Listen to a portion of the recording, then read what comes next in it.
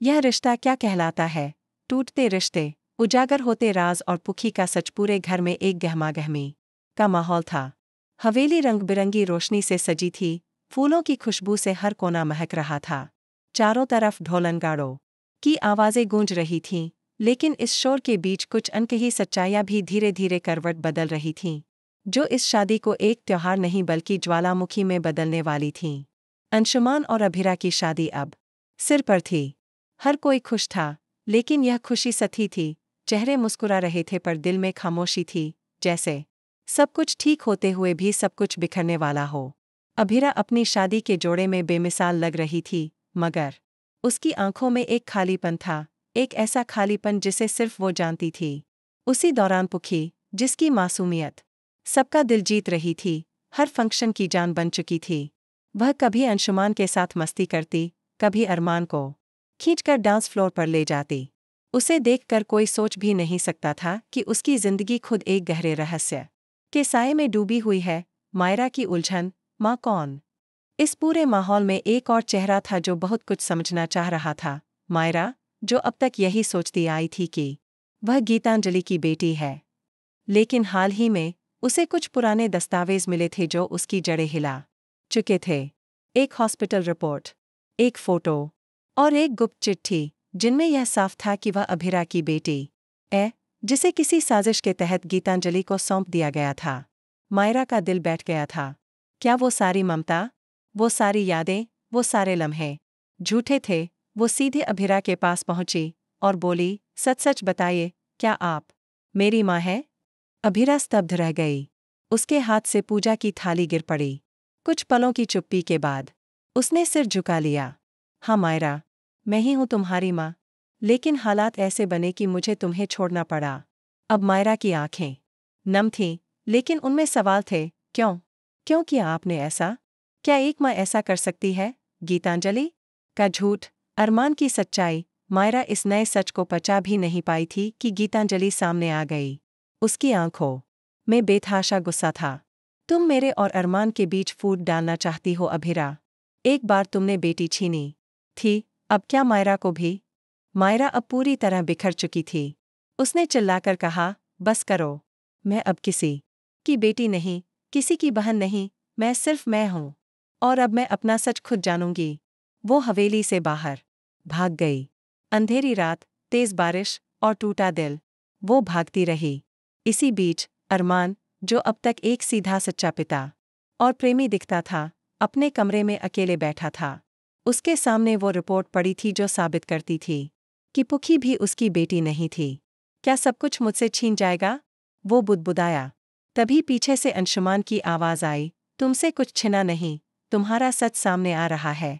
पुखी की पहचान, माँ कौन? अगले दिन का सूरज कई सच्चाइयों के साथ उगा।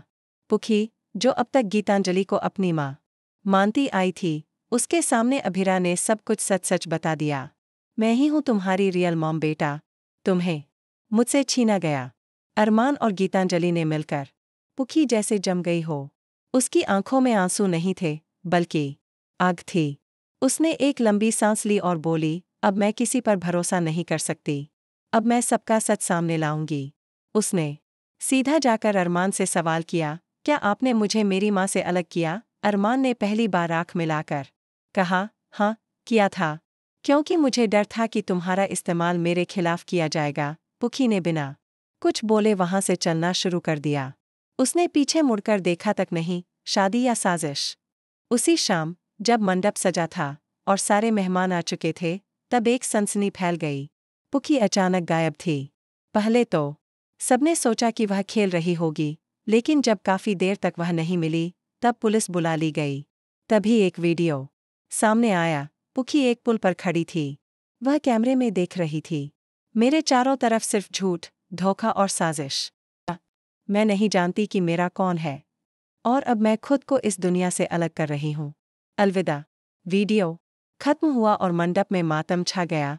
असली तूफान, पुखी की वापसी और बदले की शुरुआत। 4 दिन बाद एक चौंकाने वाला खुलासा हुआ। पुखी मरी नहीं थी। वो दिल्ली के एक अनाथालय में छिपी हुई थी। उसने खुद अपनी मौत का नाटक रचा था ताकि वह सबका असली चेहरा देख सके। अब उसके इरादे बदले के थे। उसने गुपचुप तरीके से एक नई पहचान बनाई, एक जर्नलिस्ट के तौर पर। वह हवेली लौटी, एक न्यूज़ चैनल की टीम के साथ, और कैमरे के सामने सबके सच को उगलवाने की तैयारी में थी। उसने अंशुमान की पुरानी कंपनी के घोटाले उजागर किए। उसने गीतांजलि और अरमान के फर्जी डीएनए रिपोर्ट की सच्चाई लीक कर दी। उसने मायरा का सच मायरा के ही मुंह से सबके सामने खुलवाया। और अंत में उसने मंडप में पहुंचकर सबके सामने खुद की असली पहचान बताई। मैं हूं पुखी, और अब मैं सिर्फ बेटी नहीं, इंसाफ की आवाज़ हूं। क्लाइमैक्स। रिश्तों की परीक्षा अब हवेली दो हिस्सों में बंट चुकी थी। एक तरफ थे अरमान, गीतांजलि और वो झूठ जो उन्होंने सालों तक जिया।